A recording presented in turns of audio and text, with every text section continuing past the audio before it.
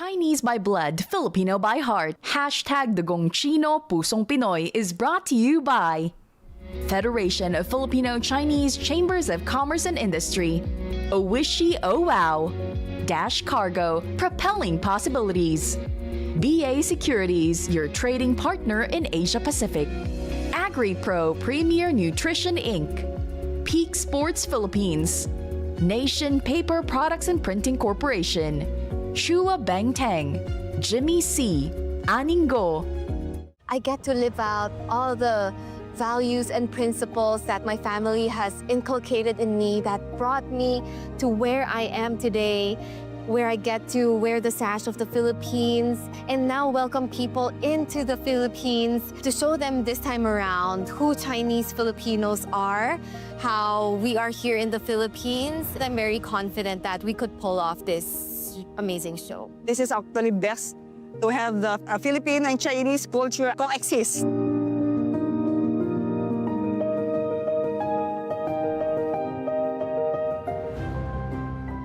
I'm Nicole Cordoves, Nika, the Pageant Director of Mr. and Miss Chinatown Global Year 2. So looking back at my pageant journey when I won Miss Chinatown back in 2014, and then I experienced yung mag-organize ng mga charitable events and how people gave their trust to me when I asked for a little bit of help na if they want to provide financial help to get school supplies then and medical supplies for certain communities. Tapos dahil Miss Chinatown ako noon, they were game. They knew that it was going to a good place. It was going straight to the people that it needs to help or it needs to benefit.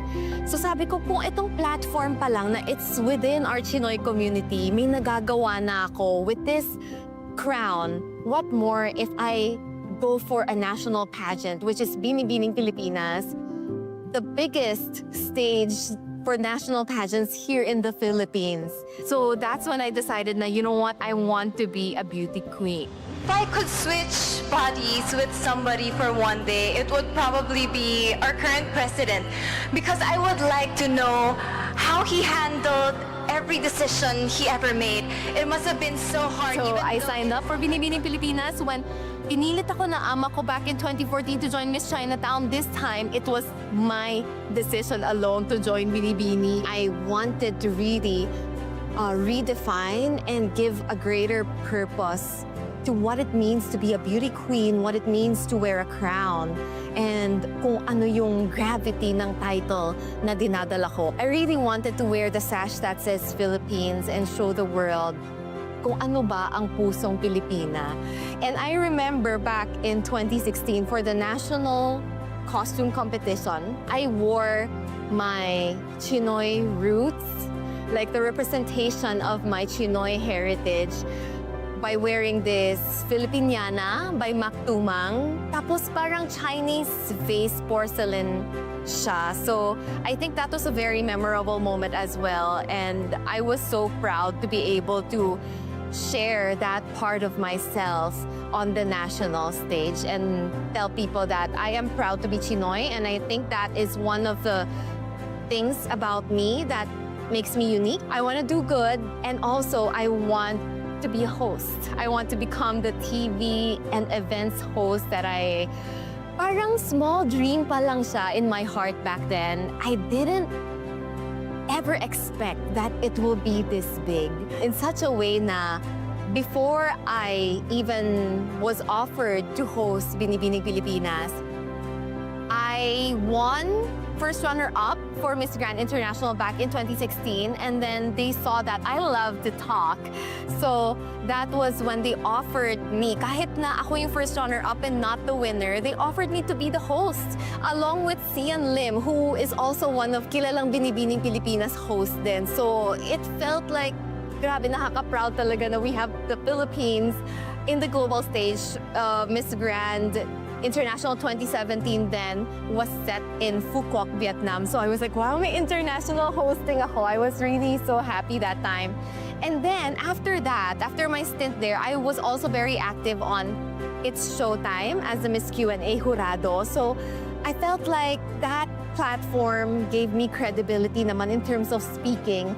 So with that resume that I collected, I feel like I had to work hard and earn my stripes to become a Binibining Pilipinas host, because it's so hard to host Binibining Pilipinas. It's a live show with the most amazing women on stage. And alam naman natin pag live show, anything can happen. That was also the night, 2018, Binibining Pilipinas, when I became a meme. So, nag-start yung meme na yon when hindi ko na-realize na ang dami ko palang trabaho that night. But it didn't feel like work kasi I was just so excited to be there talaga. So they made me do the voiceover for all 39 candidates. And I was surprised na recognize nila na ako pala yung voiceover host also, because off-cam ka nun eh. And then they asked me to also hand out the fish bowls to the judges there that night. So people took screenshots of that and inedit nila yung fish bowl ko to be like yung mga bilao na lumpia or yung biskuit na usually binibili natin na mga OFW to make pasalubong to our relatives out of the country. So it became a yearly meme kasi then the year after that, in 2019, when I was asked to host again, nag-abot ulit ako ng fishbowl sa judges and ibang team naman sila this year. And then I also trended on Twitter that night na sabi nila baka si Nicole nagtutupi pa ng mga upuan sa Araneta. Siya yung nag-e-egress nun kasi parang after nun, nag-award din pala kasi ako. Ako yung nagbigay ng sashes din for the special award. So na-realize pala ng mga tao na oh, ang dami yung trabaho tonight. So, I became like the hardworking host of Araneta. Before I started hosting Binibining Pilipinas, it was really the big stars. It was Ann Curtis, Isa Calzado, Casey Concepcion.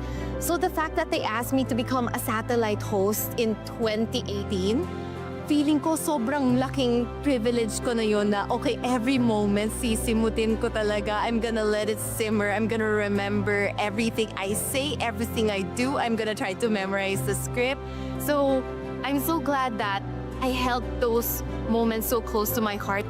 Every year na binibigyan ako ng opportunity to host Binibining Pilipinas, I feel like it's my last. It's my privilege. If ever they change their mind, that's fine. At least na-experience ko siya. Yun yung mindset ko every year. So whenever they ask me to join again the year after, I really count my blessings na parang, wow, who am I to be offered this, what I thought was a once-in-a-lifetime opportunity. But I've been doing it now for 6 years and counting. And now, I'm the pageant director bringing the global stage of Mr. and Miss Chinatown Global to the Philippines.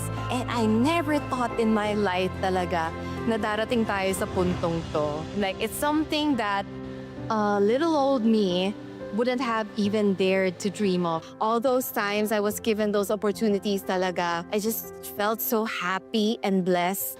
You don't realize that those things are actually the moments that change your life.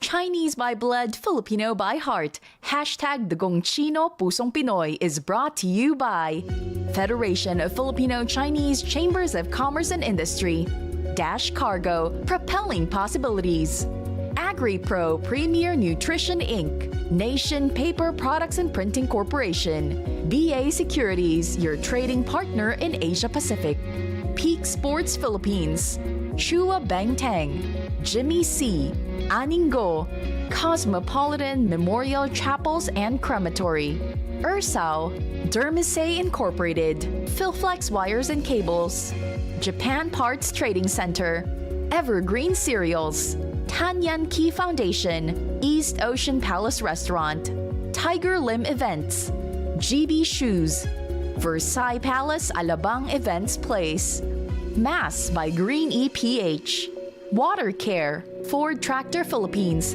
your long-term agriculture partner, HOA Trading Corp, Zespri, High Top Supermarket, Royal Shark's Fin Seafood Restaurant, Golden Fortune Seafood Restaurant, CW Home Depot, Poland Hopia, OSK Tools USA, Chinese-Filipino Business Club Inc., Federation of Filipino-Chinese Association of the Philippines Foundation, Inc., Philippine Jinjiang General Association, Jersey Haven, Ana Maria Lam, Enrique Chua, Ang Kian Hyong, William Goshaco, Mary Nang, Uy Shokpo, G2 Global, Verleo Catering, Wonderful Trading, MGM Industry Inc., Grand Family Association of the Philippines Inc., Sharon Tan, Thomas Kua, Esther and Danny Lee, Nung Family, Lee Pue Chin and Jensen Chua.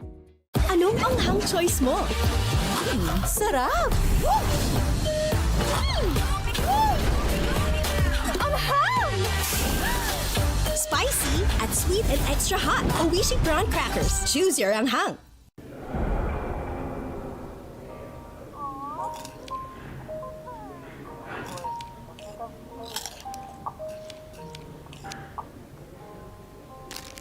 Oishi potato fries. It's cheesy to love. Chinese by blood, Filipino by heart. Hashtag Dugong Chino, Pusong Pinoy.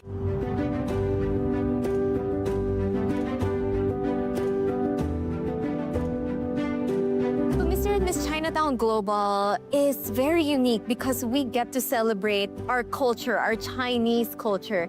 So doon ba lang very clear now what our platform is for, what we advocate for. It is appreciating our history and tradition and redefining what that looks like in the modern Chinese men and women that we will have on stage. So I was offered to become the pageant director early on pa, but I did not feel like I was ready enough or I knew enough to do an exceptional job.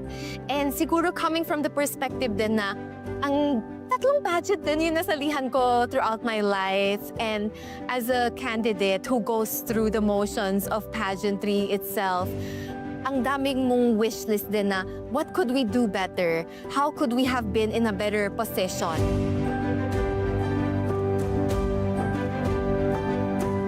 So what changed my mind this year is because sabi sa akin, someone will be able to help me, and that person is Cassandra Chan, who is the pageant manager also of Mr. and Miss Chinatown Global. And I remember Cassandra on the Binibining Pilipinas stage as well. She was the ballerina who had her moment, and eventually I watched her become Miss Chinatown. So it's fun to have like a Binibini sister as well na katandem ko for this pageant. At least I have someone who also understands what the concerns of candidates are. So that's why I finally said yes, and I believe that now I really am ready, and things have been coming together so well by God's grace. It's also a really good experience because I didn't realize how much people I've already met, how many relationships I've already built. Kasi ngayon, humihingi ako ng tulong and collaboration with all these people that I've encountered throughout my years in pageantry, and they have been so game to put their trust in my vision, and parang mas lalo ko na-appreciate actually yung journey ko. As a pageant director, I didn't think I would have as much responsibilities as I have now because the people I work with, the ones on the board like si Aya Alvin, si Miko Araneta, we have Ati Alexis Go, who pretty much nurtured me in my early years of pageantry. I respect them so much. These are people that I really trust, and I have seen how they have worked, how they have delivered time and again. It's really working towards one common goal and one vision. So I'm really excited to see how our dynamics would be applied leading towards the big night.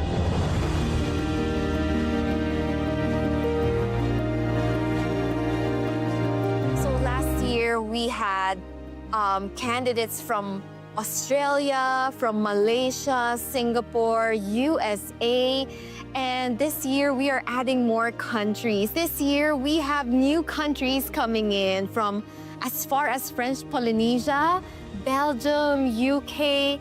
So last year, na-appreciate namin hearing their stories and what Chinese nationals from other countries go through, kung ano yung mga challenges nila, and also what kind of life they live. So this time, I think it'll be a very unique set of candidates once again with interesting stories that I feel have been left untold. We are the perfect stage this time around to like really be loud and proud with the stories we want to tell and to be able to represent the other Chinese nationals in other parts of the globe. So I think that would really define what year 2 would look like for us.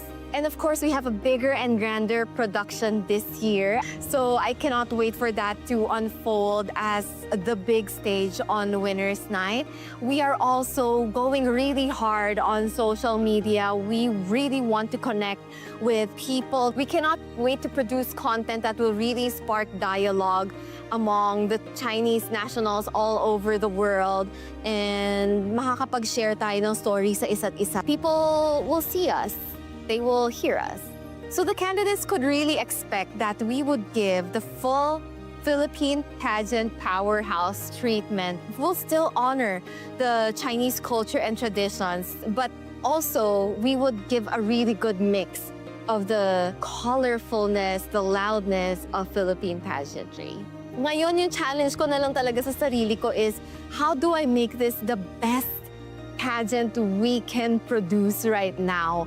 And hindi lang best more of yung meaningful din, that we are able to tell our stories and have the charitable events that we want, kasi that's the heart of pageantry, but also at the same time stage a great glossy and grand show, diba? So we are trying to really cover all bases. For the candidates this year, we really are looking for a global beauty. We cannot box the type of beauty na ano ba dapat ang Chinese beauty, especially coming from far off countries also yung candidates natin. I think we will be breaking beauty standards as well that tend to feel so limited before, especially during my time. Parang, oh, okay, she seems morena, she's not chinita, pero I made sure na I'm the one who's most fluent in speaking Hokkien. Na parang, I'm Chinese, I had to prove it to a lot of people.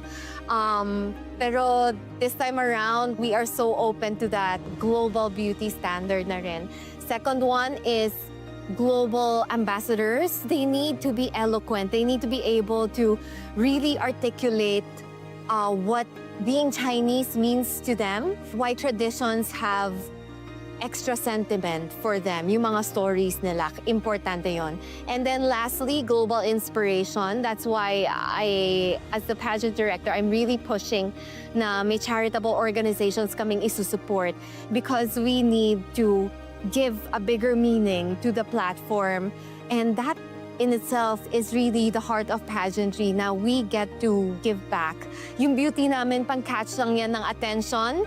And then we start to speak. And when we speak, we share our advocacy. And then that's when we call people to action. Now we want to make the world a better place in one way or another. My advice is really to make the most out of this platform. Share your story, share your advocacy. Give us the best version of yourself, because you don't know who is watching out there, who is listening out there, and you might just touch their lives, influence them one way or another. And this world really would love to get to know you. Chinese by blood, Filipino by heart. Hashtag Dagong Chino Pusong Pinoy is brought to you by Federation of Filipino-Chinese Chambers of Commerce and Industry, Dash Cargo, propelling possibilities, AgriPro Premier Nutrition Inc., Nation Paper Products and Printing Corporation, BA Securities, your trading partner in Asia Pacific, Peak Sports Philippines, Chua Bangtang, Jimmy C, Aningo, Cosmopolitan Memorial Chapels and Crematory, Ursao, Dermisay Incorporated, Philflex Wires and Cables, Japan Parts Trading Center, Evergreen Cereals, Tanyan Key Foundation, East Ocean Palace Restaurant, Tiger Lim Events, GB Shoes, Versailles Palace Alabang Events Place, Mass by Green EPH, Water Care, Ford Tractor Philippines, your long-term agriculture partner. HOA Trading Corp. Zespri. High Top Supermarket. Royal Shark's Fin Seafood Restaurant. Golden Fortune Seafood Restaurant. CW Home Depot. Poland Hopia. OSK Tools USA.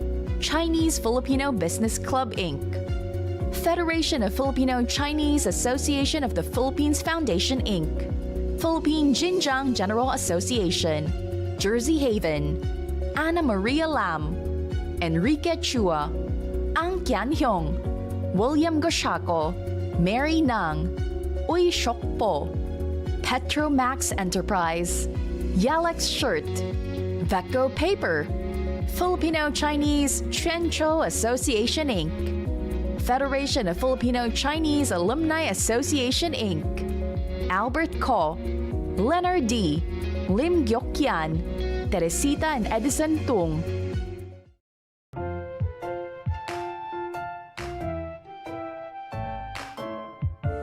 Ikaw ay una kong nasilayan sa di inaakalang panahon.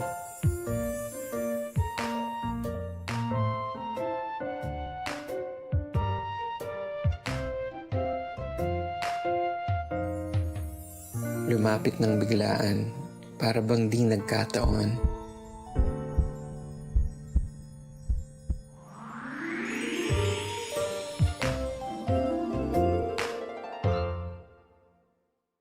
Chinese by blood, Filipino by heart. Hashtag Dugong Chino, Pusong Pinoy. So we are now at the Araneta Coliseum. So today we officially had the contract signing with Araneta Coliseum because it is official.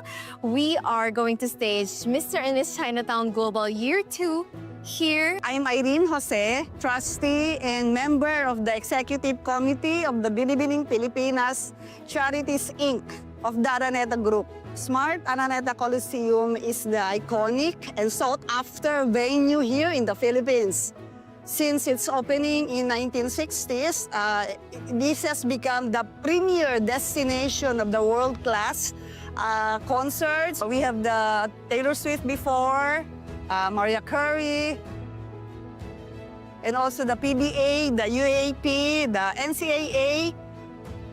Of course, the Binibining Pilipinas of 60 years ago. We are so privileged to be able to host the Mr. and Miss Chinatown Global here in our venue. We've been holding the Binibining Pilipinas for the last 60 years. This is the perfect destination for the venue for Mr. and Miss Chinatown Global Year 2. Miss Nicole Cordoves is one of the most beautiful faces in the Binibining Pilipinas, and she embodies as an icon already, no? So she's been hosting our Binibining Pilipinas for, a decade already. And she embodies the excellence, the wit, and the eloquence of being a good leader and being one of those, sought-after leader and host here in the Philippines. So the most memorable area of Araneta for me is really yung entrance after the parking, going into the backstage, and then into the Coliseum where you will finally see the stage. So many things have happened there. We spent so many hours there. First, as candidates of Binibining Pilipinas, sa dressing rooms pa lang namin. Naghihintay kami dun for hours, bonding with each other and retouching our makeup. Then eventually, when I started hosting Binibining Pilipinas, yung paglakad ko doon sa hallway na yon, I cannot explain the feeling of anticipation when I finally reach the part na hahanginin ka before the actual stage is there, and then the moment that we go up the stage and see the crowd. Whenever I close my eyes, man, I still can hear the crowd cheering. I can never forget that vision. It feels like coming home every time I'm here. And I really feel like I'm part of the Binibining Pilipinas family already. So it means a lot that I have both of my families here today, the Binibining Pilipinas Charities Incorporated and Chinoy TV. I spent so many years with the both of them, starting with Chinoy TV back when I was Miss Chinatown in 2014, and then eventually I pursued Binibining Pilipinas. So this is really a full circle moment for me. We are happy to embrace the Mr. and Miss Chinatown Global here in the Smart Araneta Coliseum. The fact that we are staging our global pageant here at the very historic site that is Araneta Coliseum is really big for us, with the Philippines having the oldest Chinatown in the world and the Philippines being the pageant powerhouse as well. It only makes sense that we hold the pageant here in Araneta. And that's what makes Araneta Coliseum so special. And I hope that the candidates who will be crowned on Winners Night will have the special memories that I was able to make throughout my pageant journey with my sisters. So to our future candidates, we are so excited to welcome you here in the Philippines. We are preparing everything for you so that you have the best pageant experience ever. And this platform is going to be a big one. So we can't wait to meet you here in the Philippines.